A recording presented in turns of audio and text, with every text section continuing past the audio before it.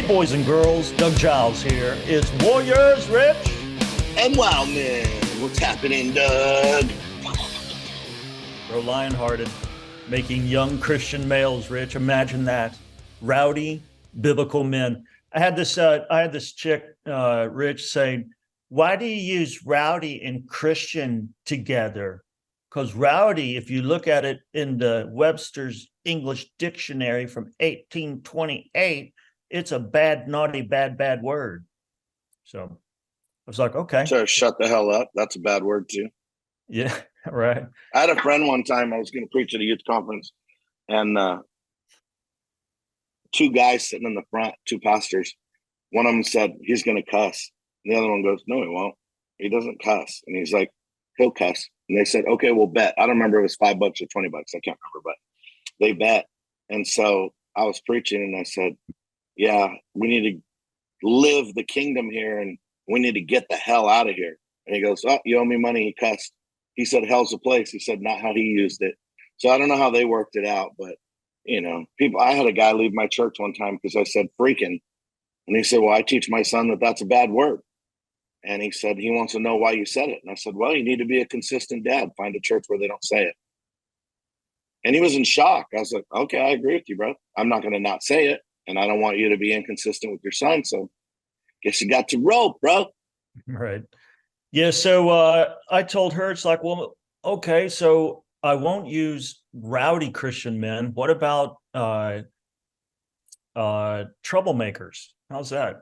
Because Elijah was a troublemaker. That's what Jezebel called him. And Paul and Silas, the people that were the chief priests and the politicians, they said that they were troublemakers that upset the world. So that's what this book it's all about. It's turning, again, tinkerpot little evangelical teenagers and making them nothing but meat eating, demon seeking, torquemadas for Christ. So that's what I'm ordering 3 of those books for the boys, 4 of them. Get it. And we're going to go through it with them with our late teen, early 20s. We're going to go through it with them. Man.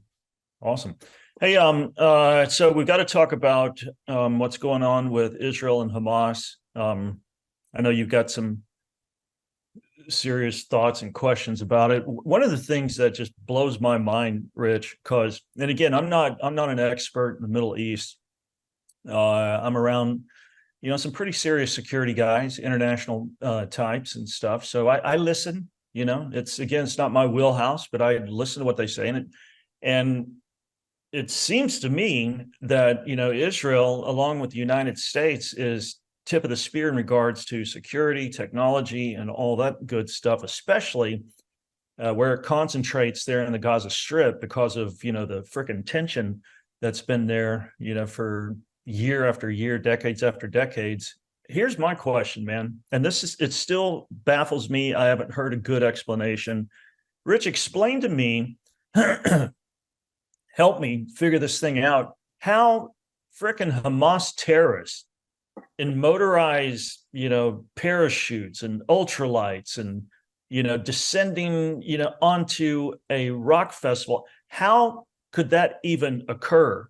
Because what my understanding is a frickin' lizard crosses that border between Gaza and Israel, that everybody on, what is it, the IDF, it comes online. They understand, right.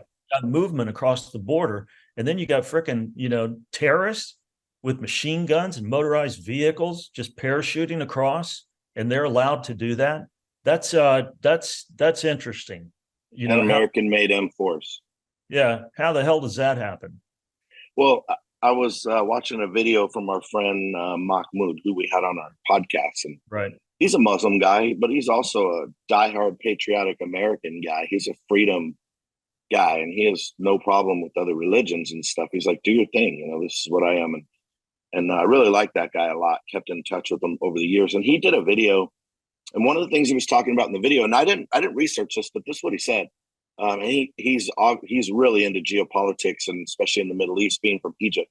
But he said that they have satellite images, photos that are taken of every square meter of the entire Gaza Strip, which is over 100 miles, 2 million people.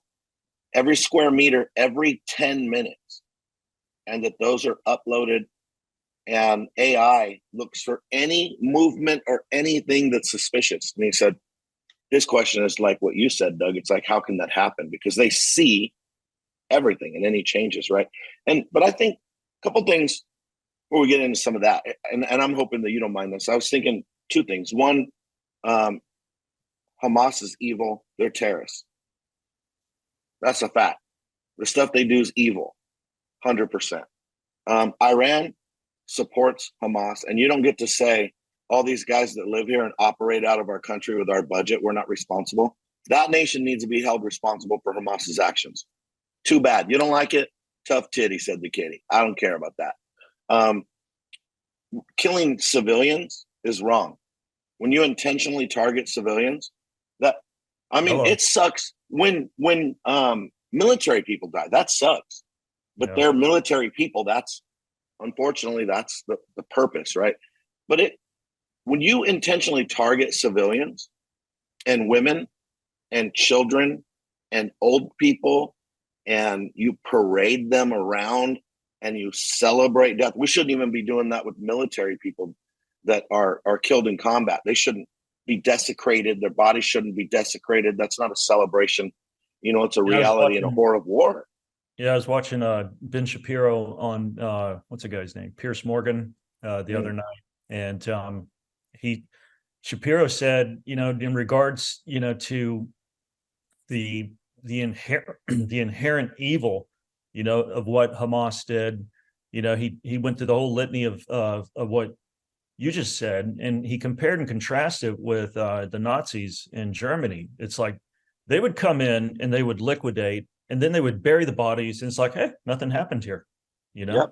They tried to cover because they knew it was evil. They knew if it got out, then they're doomed, and the whole world's going to come and crap in their throat. And but here we got a new level of devil, and it's like we'll film this and in lifetime put it up on TikTok or X.com and show the whole world our atrocities.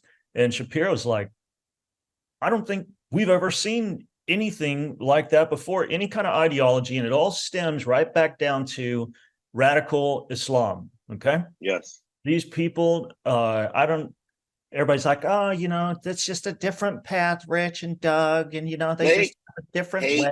No. The Jews. Yeah, they're implacable too. You can't, there's nothing that you can bargain, to get them to dial down. Well, and here's the reality. Hamas is not going to go away because Hamas is not a person. It's an ideology. You can blow all those people up and other people will take their place. And I'm not saying that we shouldn't do our best to eradicate them, but I promise you that demonic ideology is not going to go away. And again, they're connected to Iran, and everybody tries to pretend like, well, we can't control them. Lie. But then also Hezbollah is based in Lebanon, also controlled and financed by Iran, from my understanding. Everything they do is for Iran. And someone was saying the other day that, well, this is an Iran-based move because Hezbollah would be involved. Well, they are now. All right. Hezbollah is involved. And so that stuff is evil. This is a war that's been going on for thousands of years. And people are like, well, Israel's not that old. Well, the Jews have been fighting with the children, of Ishmael for thousands of years, and they hate them. So that's what it is. So that's evil. That's crazy. Go ahead. Yeah, Rich, one of the things that, it's been, ongoing for eons and stuff. But I remember just a few short years ago, Big Dog, where we didn't hear squat about, Al-Qaeda or ISIS or Hamas, because this one guy, his name is Donald J. Trump, Rich, and he was the president of the United States of America. And he bombed the shiitake mushrooms to where they didn't, Afghanistan. Yes, sir. Yes, sir. Yes, sir. Yes, sir. ISIS, poof, it turns into was instead of is. You didn't hear diddly squat about, all these draconian, overlords of Al-Qaeda, because he murdered them. He bombed them into oblivion and turned, their little sand pit into a glass bed.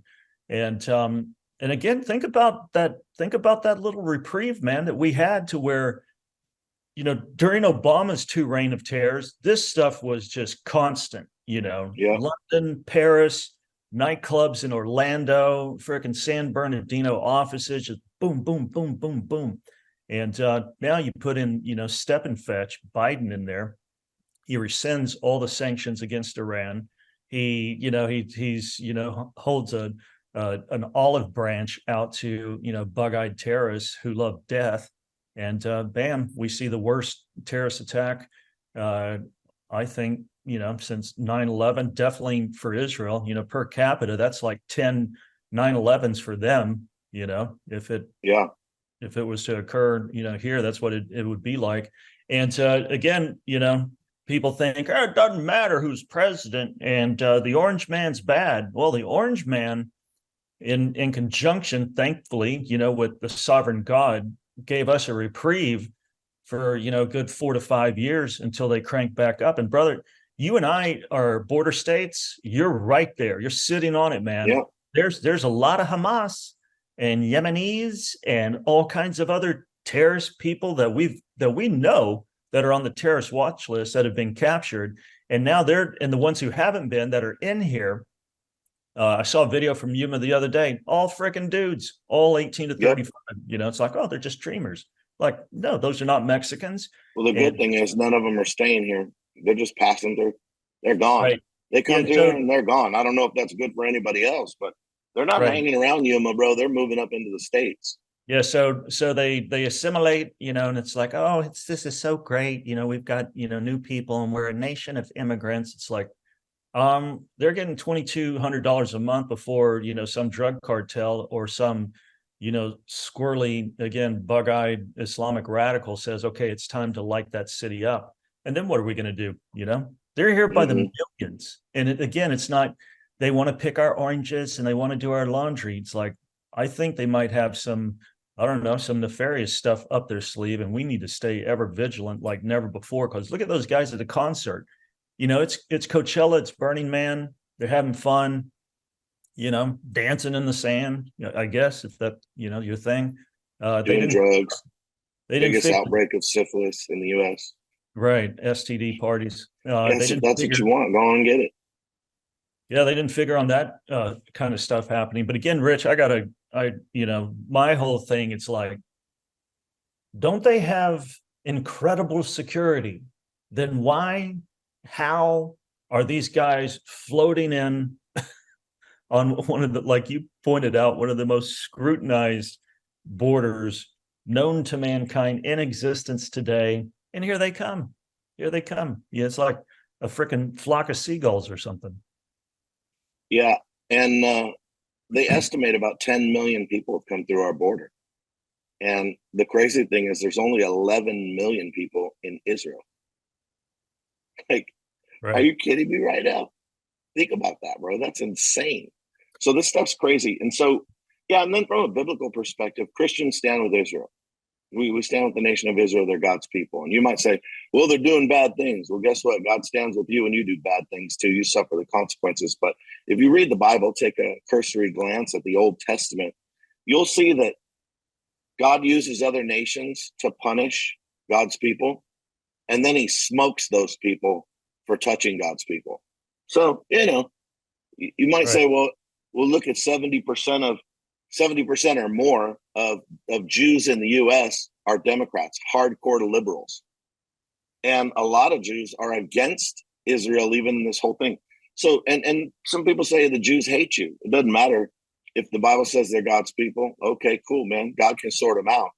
But I'm not going to be found to be an enemy of Israel. And I do not support terrorism and the killing of civilians. Like, if you're a Christian, you can get down with that. I messaged our friend Mood, and I said, I asked him about the financial thing, because they were talking about, I read an article that a lot of congressmen have been investing in war stocks in the last few weeks before this happened. And Mood said, oh yeah, absolutely, that's happening. So it's not that they don't know, right? And so I told him, I said, hey, I'm praying for peace. and praying that no more civilian casualties. Right? He put that on his page. People started attacking him, attacking me. It's like, wait, praying for peace and no more civilian that bothers you? Like, what is it that you want? I mean, I would like Hamas to be No. punished, arrested, killed, whatever has to happen with them. They're military, they're terrorists. They went in and did what they did. Okay, fine. I don't want any more wars. I don't want any more people to die. And I don't want any more civilians to die. If that offends you, I don't know what you're doing. I don't know if you're drunk. How could a person disagree with a statement like that? Yeah, they could be I don't know, anti-Semites. Well, they're trying to act like they're so American that we need to kill everybody. You know, there's 2 million people in Gaza, and they cut off the water, hospitals, electricity, everything shut down there because they're trying to force out Hamas. And obviously, the people in Gaza don't have anywhere to go. Egypt's like, nah, we don't want them. And so they're kind of stuck there, right? And they're like, well, give up Hamas. And it's like, well, how are they going to do that? Right. They haven't even made a way to say, hey, come into Israel. Yeah, they're we'll slaves, man. They're stuck. slaves. So the Palestinians that don't support Hamas, what are they going to do? You know, because right. those and even the ones who do, do I want their children to starve to death? Do I want them to be blown up by bombs? Of course I don't. What kind of sick person wants that? I don't want that. And you know, every and this is a pure Christian perspective, but this is where I start, right? Every person who dies without giving their life to Christ is a loss. It's not a win. And the people that support Hamas, I don't want them to die. Anybody who's financing Hamas and helping them, well, then you're a part of the military, and then you got to pay the price with them.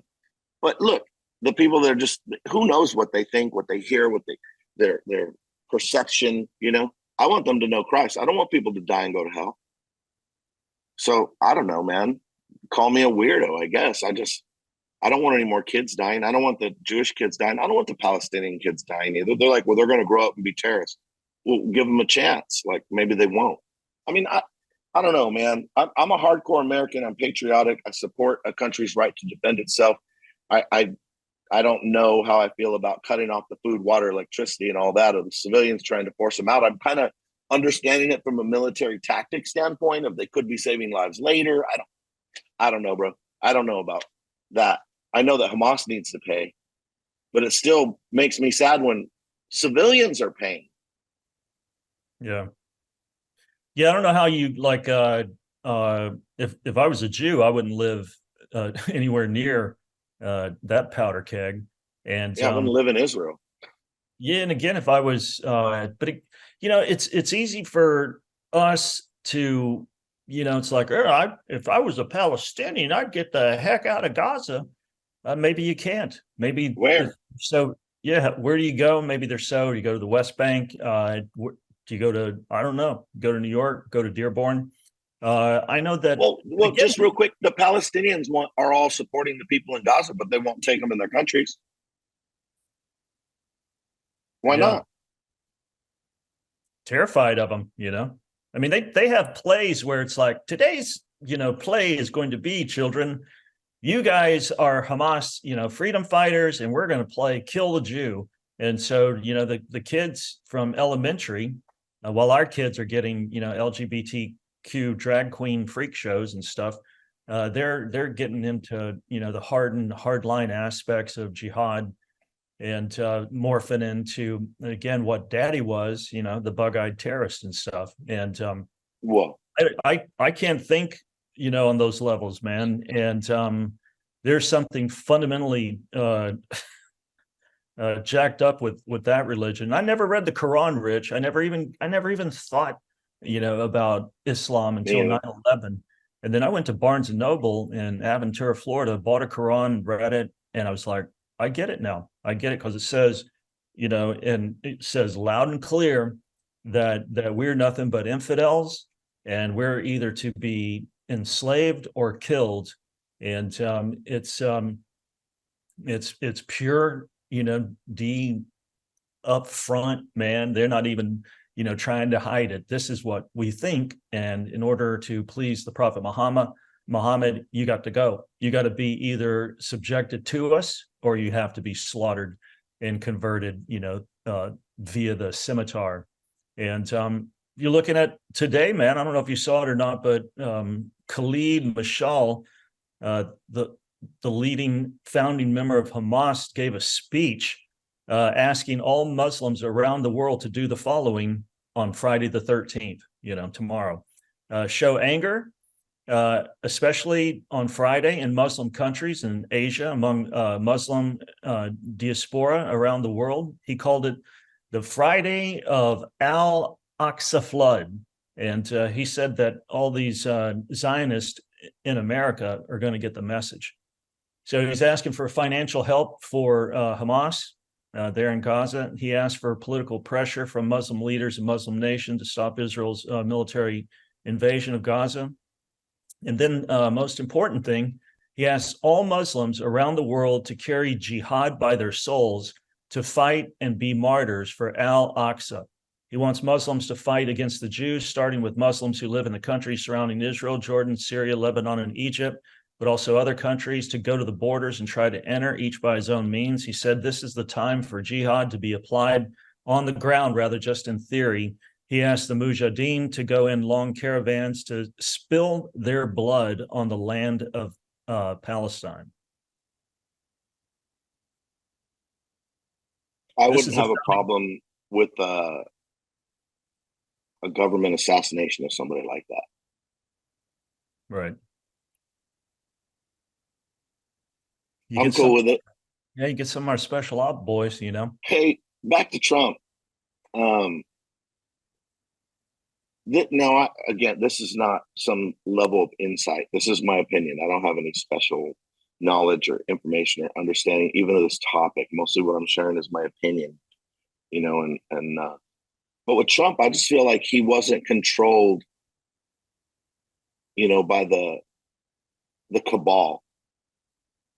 He wasn't controlled by the machine.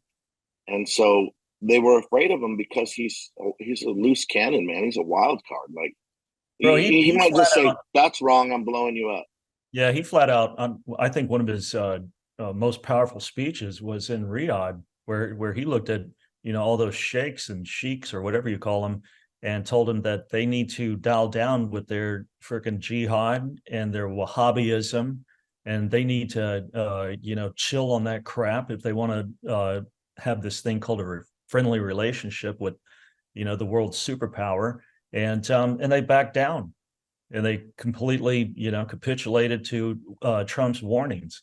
That speech in Riyadh and the one in Warsaw, that's some of the most Churchillian stuff, and people can laugh at me and they can say, you're nuts, you're drunk with, Trump love sauce and stuff like that. Just watch him and remove Trump from it, run it through a voice processor and make it, somebody else, and just listen to what he told, these Saudi Arabia is a big terror sponsor state, it's the same thing, with Iran. I don't know who rivals who, but Trump read them the riot act, and you know what? They obeyed.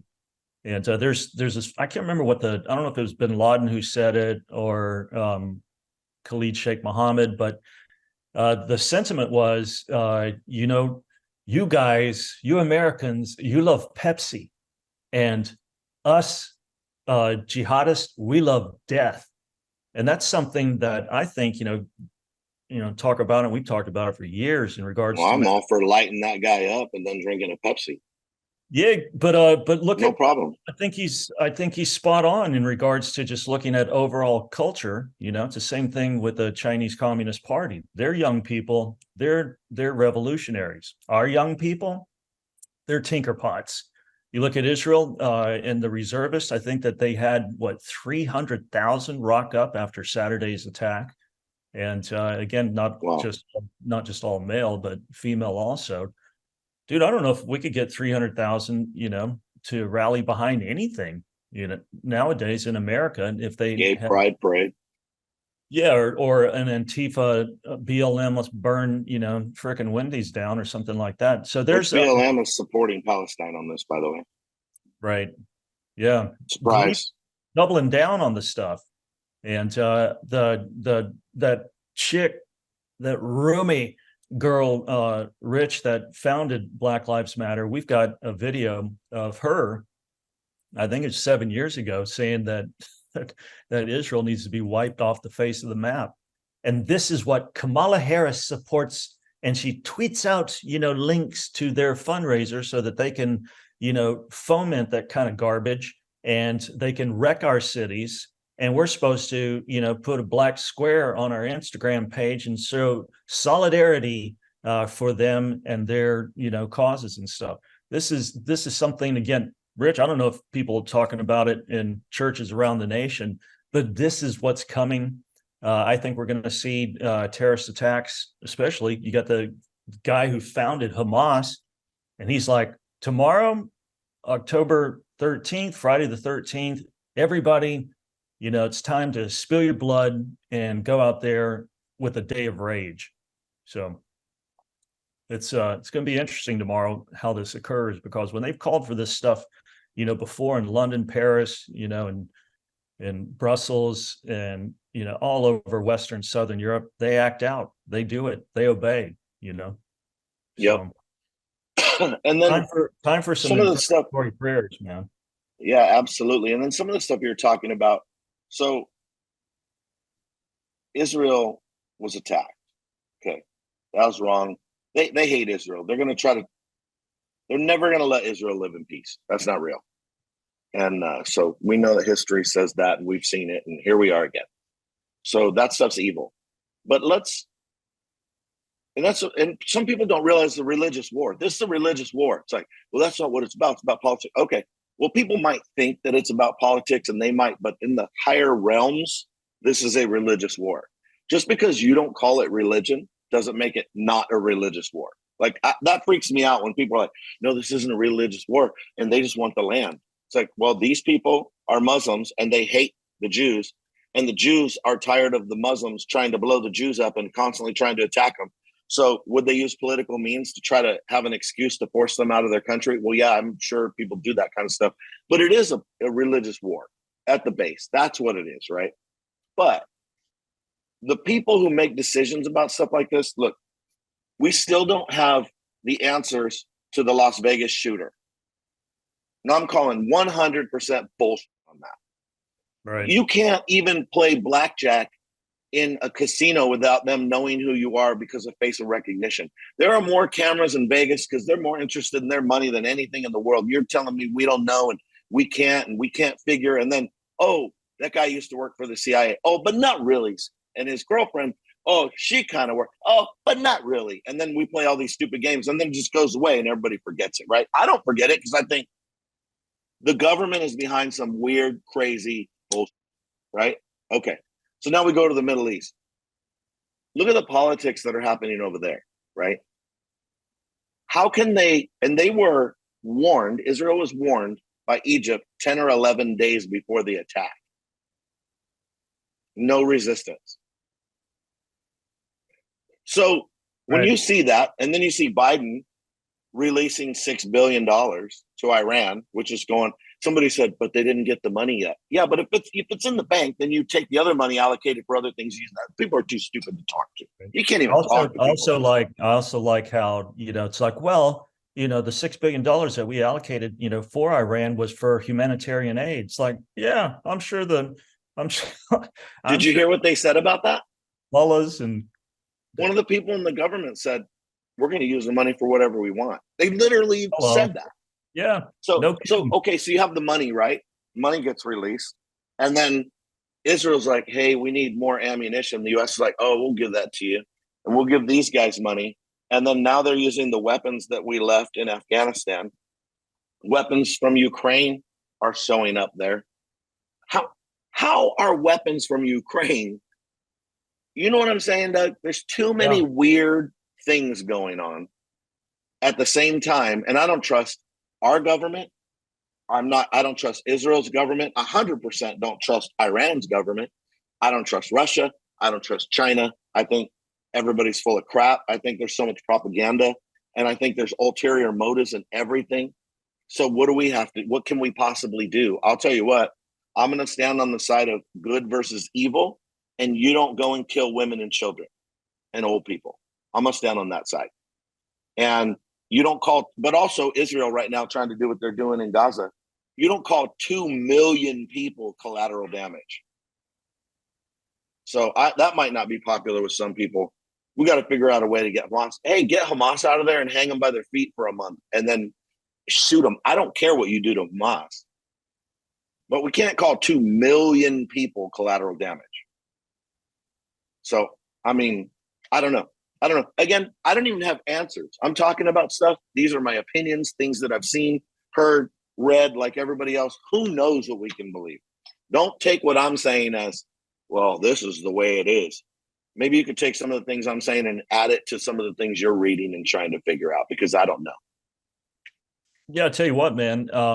One of the things that I'm thinking about and scratching my head over, it's like, how come America doesn't have an Iron Dome? Do we have an Iron Dome? Bro. We need an Iron Dome. How about, and again, I'm not saying that I'm unconcerned about that, because again, that's pure evil.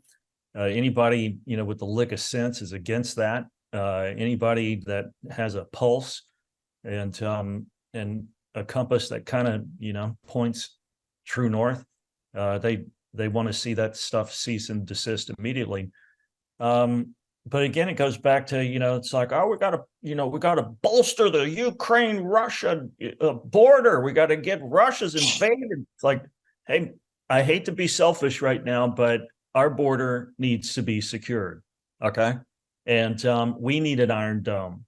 And we need to make certain that our military is, the military of 2016 to the 2020, now it's depleted.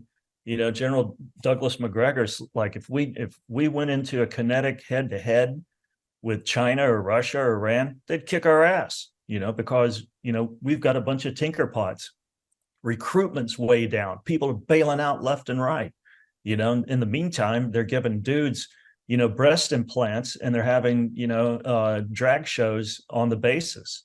And man, we're effing with people like China and Iran. They think in millennia, Rich, and we're not thinking past lunch. We're woke, we're politically correct. And those guys, man, I'm telling you, and they see and obviously, they see the window narrowing. It's like Biden's going to be dead soon, or Trump's going to be in the White House, and we've got a brief window. And like you said, it's like, why's all this stuff happening? What's behind it? And I know for one thing, man, that if Lindsey Graham and MSNBC is behind something and it, then there's something there. And so I think your stance is perfect, man. I'm against evil. Okay. Yeah. Rape, murder, beheading babies. Hello.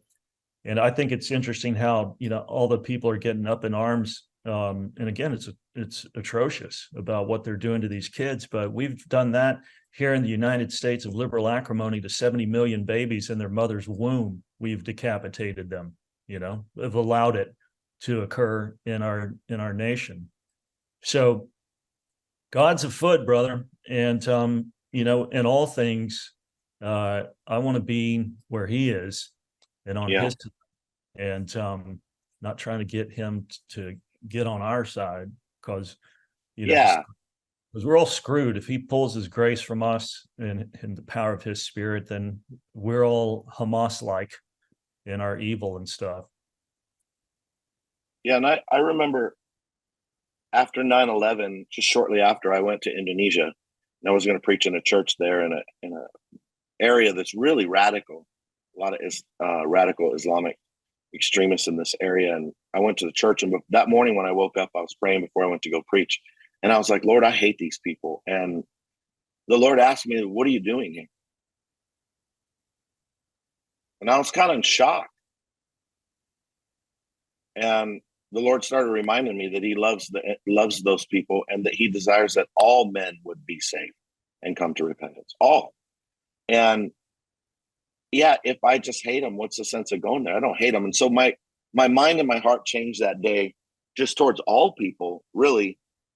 And even extremists that are raised, if they could be saved, man, let's let them be saved. Now, if they're carrying out their thing and they got to be, and they're engaging in that kind of stuff, they got to be put down. That's war. That's, you live by the sword, you die by the sword. You reap what you sow. That's what you get. And that's also justice. And justice has to be carried out by governments.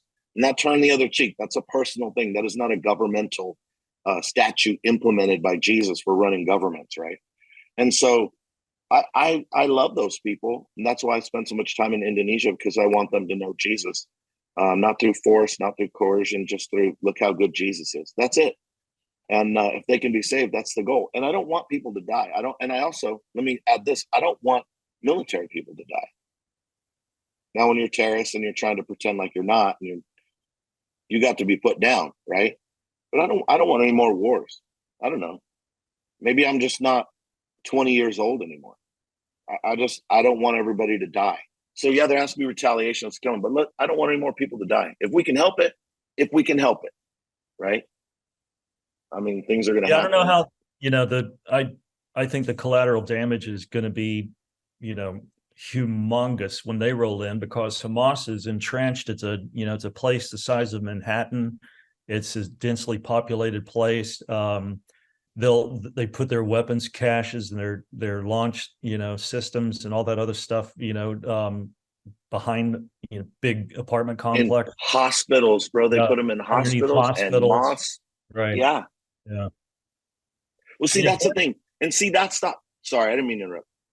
That's one of the problems, is that they attack and then they hide behind their own people, knowing that their own people are going to die. Like they are willing to sacrifice their own people. And so even that blood is on their hands, because they're intentionally hiding behind children in hospitals, like I said, and they use them as a human shield. And because they're banking on the Israelites, the Jews, I call them Israelites, right? They're banking on the Jews being better people than them. Think about how crazy that is. Let's go attack them and kidnap the women and children and babies, and then we'll hide behind our civilians because they won't kill the civilians. That's disgusting. No, that's again, it's hard for us Christians to wrap our minds around that. But again, if you take the Quran straight, like I do my whiskey, boom, there it is, chapter and verse. Robert Spencer, we used to have him on our show all the time, Clash Radio, when I was down in Miami. He's taken so much crap, him and Pamela Geller, for just reading the Quran and posting, their scripture verses in context. And it's like when we were on Facebook and all this crap was happening during Obama's reign of terror, if we remotely mentioned anything that could besmirch, Muhammad or Islam at all, we were immediately blocked, banned. That's what ultimately led me losing 2 million followers on Facebook. We did a post of a Muslim dude who confronted Angela Merkel, Germany's prime minister, screaming Allah Akbar, and bum rushes her. And I told our editors, Wes and Karen's, like, just tread lightly, just straight report. Don't do any kind of incendiary, type stuff. Don't call them any names. And ABC News got a hold of it, and they saw that BMW was advertising on Clash, and they went after BMW for advertising on a hate site, and then that blew up, and they reached out to me for all the Islamophobia that was on Clash Daily site. Then they reported it to Facebook, and then Facebook got rid of our page and 2 million followers, just because we were spotlighting the cockroach that's clearly in the room, and that's radical Islam. And they took us down. And when that happened, Woo, man. Well, you know what happened. But again, it's like Dodo. It's like here they are in full on, and look at what happened to LSD this week. Since Saturday, they've got the death clock. So they've got, kind of the COVID thing where it's Jews that have been killed, and then they also have, Palestinians that have been killed. And then they started calling the terrorists militants, Rich. They're militants, and they're, freedom fighters. I believe that's what they called, Al Qaeda and ISIS a couple of years ago. And you know what people did, Rich? They voted with their clicker, and they went boom, and they turned off MSNBC, and their ratings have dropped nearly 40% in the last 7 days since they started running interference. For this absolute, you cannot defend this kind of behavior at all from any people, any place, at any time. And there they are, along with the squad, just saying, we've got to fight back against the Jewish oppressors. So again, I'm not totally hip to what's going down over there, but I can't remember, Rich, and I could have, short-term memory problems, but I don't remember Israel ever doing that, to the Palestinians ever, Well, yeah. And it's interesting because Muslims should be renouncing any Muslim who's on video with a dead person's body dragging it, saying Allah Akbar, God is great, in some religious fervor, like this weird getting off on it, like Allah Akbar, yeah. Like, I can't imagine killing somebody and then saying, oh, God is good, God is good. And then we're all getting together and saying it in this crazy, glassy-eyed, like, bro, that, if you think that's okay, you're demonic. That's demonic, you're demonic. We don't celebrate the killing of people and drag them around and tell everybody, hey, look how good this is, how good God is. We killed this woman who's a civilian. We got her and we killed her and we're dragging her through the streets, and Allah Akbar, God is good. It's like, man, you're a demon, bro. You're a demon. You got a 19-year-old, cute Jewish girl, bloodied up, and you're stuffing her in the back of your freaking jihadist Jeep, and you're like, Allah Akbar, this is great, God's good. Yeah, you're a sick pup. And those are the ones that need to go down, Rich. They need to go down. I don't even know if that's fixable. I don't know if you can fix that. It's kind of like child molesters. I don't know if you can fix that. They can all be fixed. Well, 23 grains, 3250 feet per second implants. Oh, coming out the pipe, man. All right, buddy. So good stuff. What's the Warrior and Wildmen listener need to do aside from stay safe tomorrow on the be careful International tomorrow. Day of Rage, according to the Hamas founder? Well, sorry, I don't have better information or insight. Those are just kind of how I see things. And I don't know, it's all over the place, but I'm going to be praying for Israel, but I'm also going to be praying that if there are peace-loving Muslims, that they'll renounce and crush Hamas and deliver them up for justice. Right on. Because they say that, well, yeah, we don't support that. Let's deliver them up for justice. Yeah, rat them out. Let's shake hands. And some people believe the attack was because there were peace agreements being signed and they don't want that. There's all kinds of scenarios. But hey, if you are a peace-loving Muslim, deliver Hamas. Let's put them on the gallows. That's how we have peace. So, any last thought before I sign us off here? No, man, I'm down with it. Okay. Go to warriorsandwildmen.com, subscribe. It's free. We'll send you a couple emails a week, let you know what's happening. If you want to help support the podcast, go to the War Chest. It is tax deductible, and we'll send you the information when you send your gift. And those that are sending your gifts, and we see that all the time. We appreciate you guys, man. You guys are making it happen. Warriors and Wildmen, out.